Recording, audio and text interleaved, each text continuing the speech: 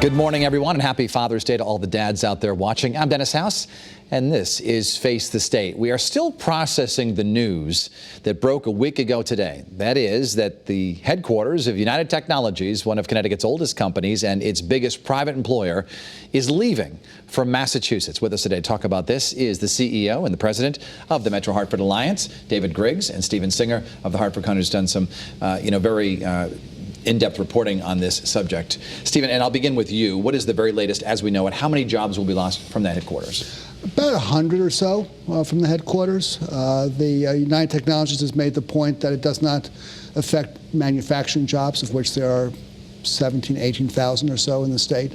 But the headquarters jobs is 100 to 200. And they're mostly high-paid jobs, correct? Yes, these are well-paid, white-collar jobs that are leaving for the Boston area. When you lose a corporate headquarters, and no one ever wants to do that, what kind of blow is it to Metro Hartford and to the state? Well, it certainly has an effect, but I think the worst thing we could do right now is overplay what that effect is. You know, we still have, not to dispute Stephen's numbers, but we have about 19,000 great reasons why we're important to UTC and UTC is important to us. We've got about 19,000 workers here in the state of Connecticut. So while we've lost 100 of those high-paying jobs, or we presume to be high-paying jobs, it could be far worse.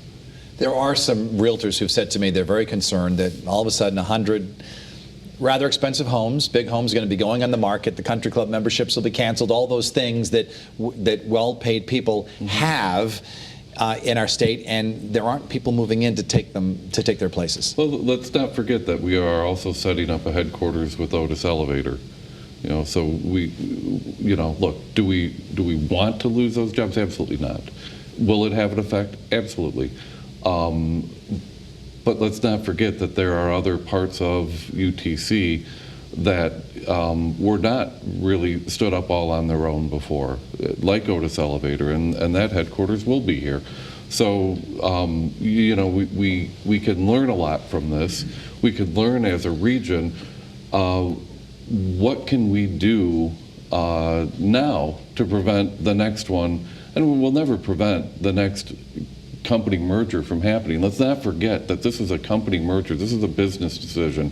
This is not an implication on our market, on our workforce, or anything like that. So, what can we do as a region? Let's assume that they're doing this for great business reasons and that new work will come out of it. I think we've already heard that there will be more jobs as a result of this merger. So from where I sit, I think we should be thinking about how can we make ourselves ready to attract those next 100, 500, 1,000 jobs that this merger will create. Stephen, we know that Mr. Hayes will still be running this new company, Raytheon Technologies, and that UTC will have more seats on this board than the Raytheon folks. So why wouldn't they choose their own headquarters rather than go to outside Boston? Greg Hayes was interviewed on Fox Business Network yesterday, and he said it was part of a negotiation. They negotiate the location, the number of seats on the board, the name of the company, and who the leadership will be. United Technologies has been driving this merger because they're much bigger than Raytheon, so they get the CEO, they get the majority of the share, 57% of the shareholders will be UTC shareholders, and a majority of the board. So probably as part of the compromise, they said to Raytheon, okay, we'll let you have the headquarters in the Boston area. You know, we've lost General Electric and now UTC's headquarters. What kind of message does that send outside the state to the business community if you're thinking of moving here? Well, look, I don't think that the two necessarily have anything to do with each other. What we're experiencing right now is a merger of two very large companies. As Stephen mentioned, there's a negotiation. Would we rather have both the power of the board and the headquarters? Sure. But at the end of the day, if we've got a majority board that understands Connecticut and our Connecticut workforce and what we can do here, I think we stand to come out of this okay. Again, I'd much rather have them both, but given a choice, would I rather have the decision-making be people who are familiar with who we are? Absolutely. Stephen, I know one of the things that people are concerned about is maybe the loss of that corporate presence in our state in terms of the philanthropy. What have you learned about that? Just that it makes it harder for philanthropies to tap into a corporation if the CEO is somewhere else. And executives, not just the CEO, but other executives at the corporate headquarters.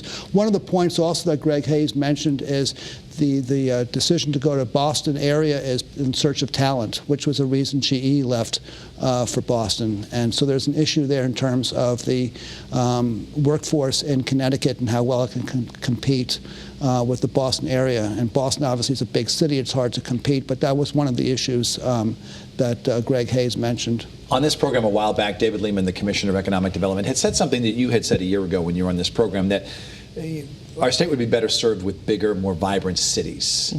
Do you think that that might be a factor in why UTC chose Boston over Hartford? Yeah, and I would like to clarify that I don't think this is an implication on our workforce. This is not an implication on the people who get up every morning, work at UTC, and now these 100 jobs are going to be in Massachusetts. I think, to your point, if they're going to try to attract talent to their region, to their headquarters, is there a larger pool of workers in Boston? I can't argue that. Nobody can argue that. Yes, there are.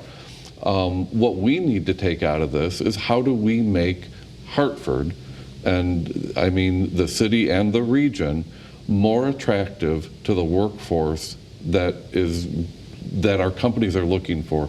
And this is really some of the work that the Alliance is doing with our investors. And I would furthermore say that UTC is a great investor of ours. The work that we're doing with them continues to be some really groundbreaking work. They're a great partner of ours. I don't anticipate that changing. But what we need to do as a region is begin to understand through our company's eyes, what is it that the talent they're trying to attract, what do they want in a community? And then we as a community need to reflect that.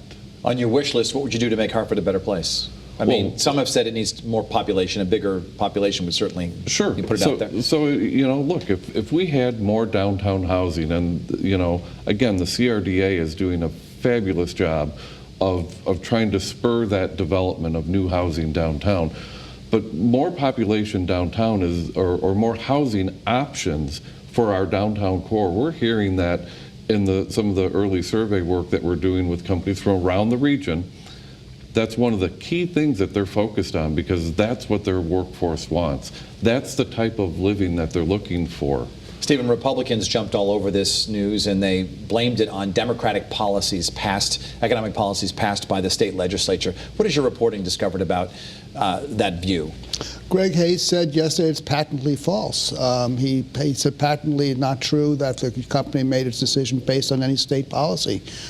This was a merger with a defense contractor that happens to be based in Waltham, and for a variety of reasons, the headquarters are moving to the Boston area. I don't think they actually said Boston, the city, but the Boston area. But he said it's not related to anything that's going on in the legislature or in state government. It's always difficult for the first company to announce they're leaving, and then it's easier for the second and third and the fourth.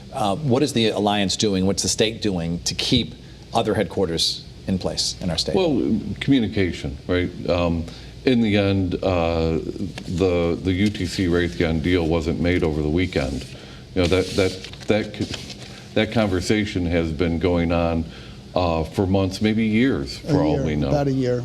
So these things happen, and they don't happen.